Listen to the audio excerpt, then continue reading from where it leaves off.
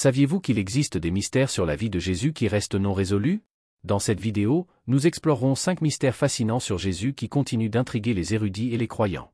Tout au long de la Bible, nous trouvons plusieurs histoires de Jésus qui sont bien documentées, mais il y a aussi des questions qui n'ont toujours pas de réponse claire. Depuis l'Antiquité, les mystères autour de Jésus ont suscité des débats et des réflexions profondes. Ces mystères non seulement augmentent notre curiosité, mais approfondissent aussi notre foi et notre compréhension de sa vie et de sa mission. Préparez-vous pour un voyage de découverte et de réflexion. Explorons ensemble ces mystères et comprenons comment ils continuent d'influencer notre foi et notre compréhension de Jésus.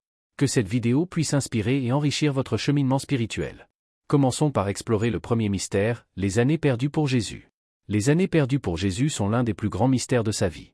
Ces années se réfèrent à la période entre l'enfance de Jésus et le début de son ministère public, un espace de temps que les évangiles laissent pratiquement en blanc.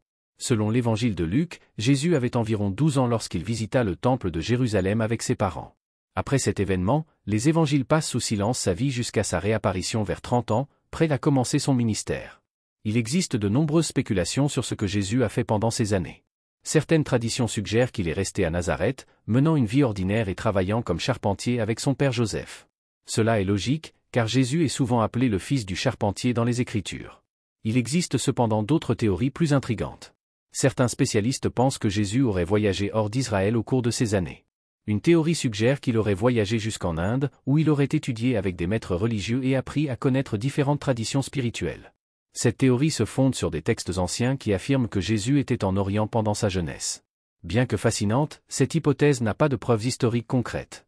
Une autre théorie est que Jésus aurait passé ces années à étudier les Écritures et à se préparer spirituellement à sa mission. Il est possible qu'il ait recherché une vie de retraite et de méditation, approfondissant sa relation avec Dieu et sa compréhension des Écritures. Cette préparation spirituelle aurait été cruciale pour son ministère ultérieur. Quelles que soient les théories, ce que nous savons, c'est que Jésus est sorti de ces années avec une compréhension profonde des Écritures et une mission claire. Lorsqu'il a commencé son ministère, sa sagesse et son autorité étaient évidentes pour tous ceux qui l'écoutaient. Ses paraboles, ses enseignements et ses miracles témoignent d'une profonde compréhension et d'une relation intime avec le Père Céleste. Bien que les détails précis des années perdues de Jésus puissent rester un mystère, il s'agissait probablement d'une période de croissance et de préparation intense. Il se préparait à la mission la plus importante de toutes, celle d'apporter le salut à l'humanité. Ce qui est clair, c'est que lorsque le moment est venu, Jésus était pleinement préparé à accomplir le plan de Dieu. Ces années perdues nous rappellent que parfois, les périodes de silence et de préparation dans nos propres vies sont également cruciales.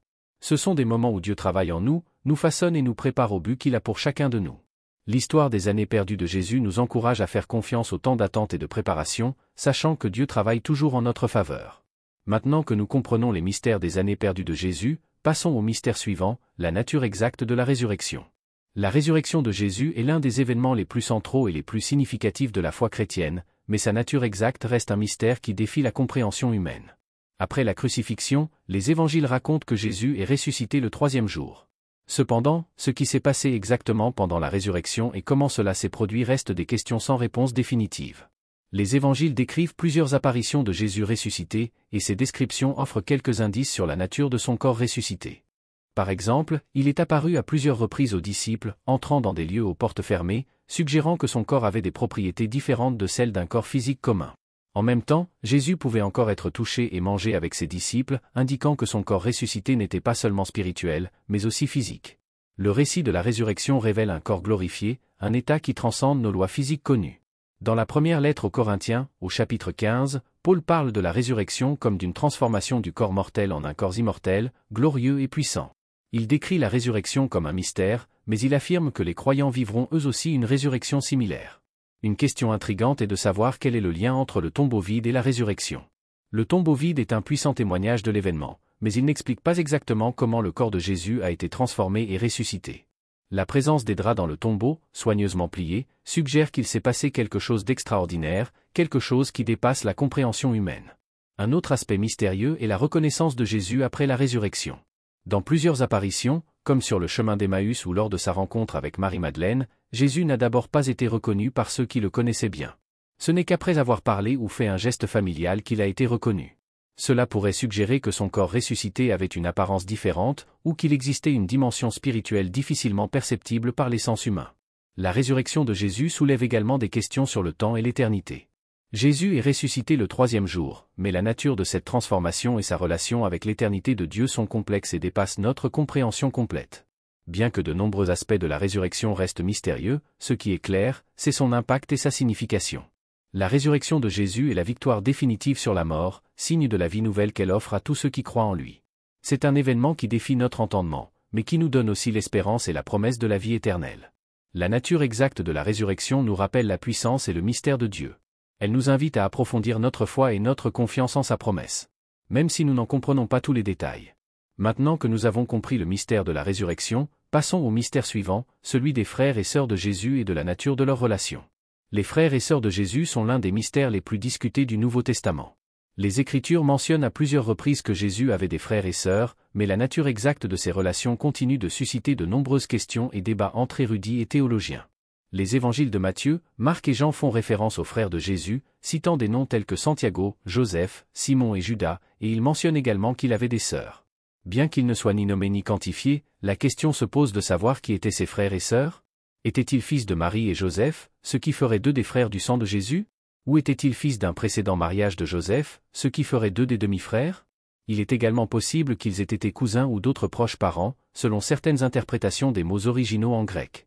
L'Église catholique et orthodoxe défendent la doctrine de la virginité perpétuelle de Marie, suggérant que ses frères et sœurs étaient en fait des cousins de Jésus ou des fils de Joseph d'un précédent mariage.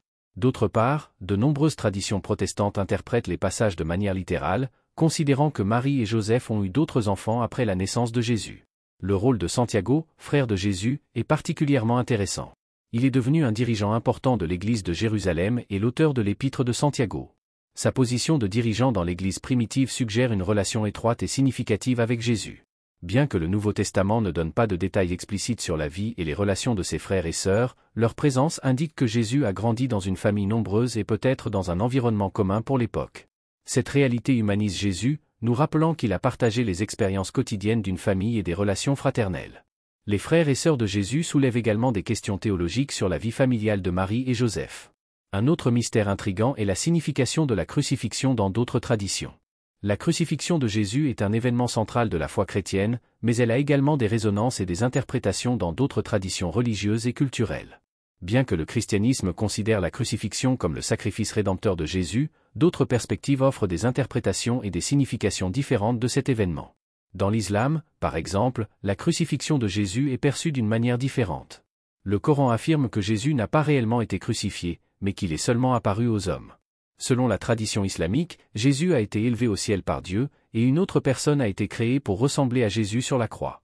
Ce point de vue soutient que Jésus était un prophète important, mais qu'il n'est pas mort sur la croix. Dans le judaïsme, Jésus est généralement considéré comme un enseignant ou un rabbin, et sa crucifixion est considérée comme un événement historique. Cependant, l'interprétation théologique et messianique de la crucifixion diffère considérablement du christianisme. Pour les Juifs, le concept d'un Messie qui souffre et meurt n'est pas au cœur de l'attente messianique traditionnelle. Outre les interprétations religieuses, la crucifixion de Jésus a également été étudiée dans des contextes culturels et philosophiques. Les écrivains et les penseurs de toute l'histoire ont utilisé l'image de la crucifixion pour symboliser les thèmes de la souffrance, du sacrifice et de la rédemption. Dans l'art et la littérature, la crucifixion est souvent utilisée comme un puissant symbole de résistance et de transformation. La crucifixion de Jésus a également eu un impact sur les traditions spirituelles contemporaines, qui voient la mort de Jésus comme un exemple d'amour altruiste et de sacrifice. Ces traditions ne correspondent peut-être pas entièrement aux interprétations théologiques traditionnelles, mais elles trouvent leur inspiration dans l'acte de soumission et de compassion représenté par la crucifixion. Dans certaines cultures, la crucifixion est vue à travers le prisme de l'oppression et de la libération. Par exemple, la théologie de la libération, originaire d'Amérique latine, interprète la crucifixion de Jésus comme un acte de solidarité avec les pauvres et les opprimés. Jésus est considéré comme quelqu'un qui a subi l'injustice, et sa résurrection est un signe d'espoir et de libération pour ceux qui sont confrontés à l'oppression. Ces différentes interprétations mettent en évidence que la crucifixion de Jésus est un événement aux multiples facettes, aux significations variées et profondes selon les contextes. Bien que la foi chrétienne considère la crucifixion comme le fondement de la rédemption et de la nouvelle alliance avec Dieu, les différentes perspectives nous rappellent l'universalité de la souffrance et la recherche de sens et d'espoir. En explorant la signification de la crucifixion dans d'autres traditions, nous pouvons obtenir une compréhension plus riche et plus inclusive de l'impact de cet événement sur l'humanité. Maintenant que nous comprenons la signification de la crucifixion dans d'autres traditions, passons au mystère suivant, celui de l'emplacement exact du tombeau de Jésus. L'emplacement exact du tombeau de Jésus continue d'intriguer les archéologues, les historiens et les croyants. Bien que le Saint-Sépulcre de Jérusalem soit traditionnellement vénéré comme le lieu de sépulture de Jésus, la précision historique de ce site fait l'objet de débats. Le Saint-Sépulcre est l'un des lieux les plus sacrés du christianisme, attirant des milliers de pèlerins chaque année. Ce site a été identifié comme le tombeau de Jésus par Hélène, mère de l'empereur Constantin, au IVe siècle après la légalisation du christianisme dans l'Empire romain. Depuis lors, ce site est vénéré et largement accepté par la tradition chrétienne. Cependant, les preuves archéologiques et historiques qui soutiennent cette identification sont limitées. Un autre emplacement proposé est le tombeau du Jardin, situé à l'extérieur des anciens murs de Jérusalem, découvert au XIXe siècle. Ce tombeau, creusé dans la roche, semble correspondre aux descriptions bibliques du tombeau de Jésus. Bien que cette appellation ait gagné en popularité auprès de certains groupes chrétiens, de nombreux spécialistes estiment qu'il n'existe pas suffisamment de preuves pour étayer cette identification. La difficulté de déterminer l'emplacement exact du tombeau de Jésus est en partie due aux temps écoulés depuis les événements originaux. La Jérusalem moderne est une ville qui s'est développée au fil des siècles. En outre, la destruction de Jérusalem par Titus en l'an 70 après Jésus-Christ. Et les reconstructions et transformations ultérieures de la ville compliquent encore davantage l'identification des sites spécifiques mentionnés dans les évangiles. Un autre facteur qui contribue au mystère est l'absence de descriptions détaillées et précises dans les textes bibliques sur l'emplacement exact du tombeau. Les évangiles fournissent des informations précieuses sur l'événement de la résurrection, mais ils sont moins clairs sur les détails géographiques spécifiques, ce qui donne lieu à des interprétations variées et à des disputes entre différentes traditions et érudits. Quel que soit le lieu exact, ce qui importe le plus pour les croyants est le message spirituel et théologique de la résurrection de Jésus. Le tombeau vide symbolise la victoire sur la mort et la promesse de la vie éternelle. La recherche du tombeau de Jésus est un jour qui nous rappelle l'impact durable de sa vie, de sa mort et de sa résurrection sur l'humanité. Bien que l'emplacement exact du tombeau de Jésus demeure une énigme, la recherche de réponses continue d'inspirer la foi, l'étude et la réflexion. Elle nous rappelle que, même face à des mystères non résolus, l'essence de la foi réside dans la croyance et la confiance dans les promesses de Dieu. Ces mystères nous invitent à approfondir notre foi et à poursuivre notre quête de compréhension. Ils nous montrent que, même si nous n'avons pas toutes les réponses, nous pouvons faire confiance à la puissance et à l'amour de Dieu. La vie et les enseignements de Jésus continuent d'inspirer et de transformer des vies, et ces mystères font partie de cet héritage durable. Comme il est beau de répandre la parole du Seigneur. Merci de votre attention et que vous restiez sous la grâce de Dieu.